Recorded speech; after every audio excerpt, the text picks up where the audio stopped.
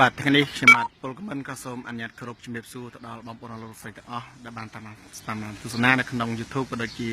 ក្នុងបណ្ដាញសង្គម Facebook បាទថ្ងៃនេះខ្ញុំបាទពលកម្មក៏បានអញ្ជើញមកកាន់សាខាអង្គការភាសាកូរ៉េខុនស៊ូលសាខាទី2នៅខាងកំពង់ជ័យថ្មីបានដឹកនាំសាស្ត្រខាការចូលរួមការប្រឡងតេស្តសាកល្បងលើវិញ្ញាសាទី13ដែលកំពុងតែប្រព្រឹត្តទៅយ៉ាងរលូនផងដែរហើយបន្តិចទៀតយើងនឹងរងចាំមើលតើទទួលបានសិស្សបកែប្រមាណរូបដែរដែលបានជើញមកចូលរួមប្រឡងថ្ងៃនេះណា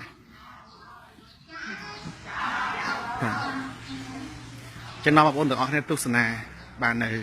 សកម្មភាពសិស្សរបស់យើងប្រឡងសាកល្បងនៅថ្ងៃនេះ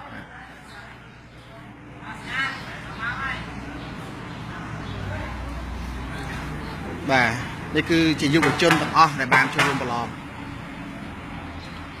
ជាអ្នកតស៊ូដ៏អស្ចារ្យបាទក្នុងការសិក្សាក៏ដូចជាព្យាយាមរៀនសូត្របាទតេស្តភាសាកូរ៉េហើយសាលាយើងនឹងខិតខំប្រឹងប្រែងអស់ពីសមត្ថភាពបន្តទៀតបាទអរគុណចំពោះលោកស្រីទាំងអស់ដែលបានអញ្ជើញមកពីគ្រប់ទិសទីយ៉ាងច្រើនកកកមកកាន់ទីនេះបាទពិតជារំភើបណាស់បាទចំពោះគាត់បងប្អូនចាំទស្សនាមើលតើសិស្សបកែមួយណាដែលទទួលបានរង្វាន់ថ្ងៃនេះ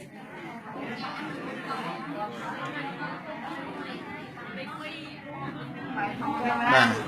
ទៅរូបពីលោកពលកូនតល់ទេបាទទីមួយដល់ទីណាខាងតែ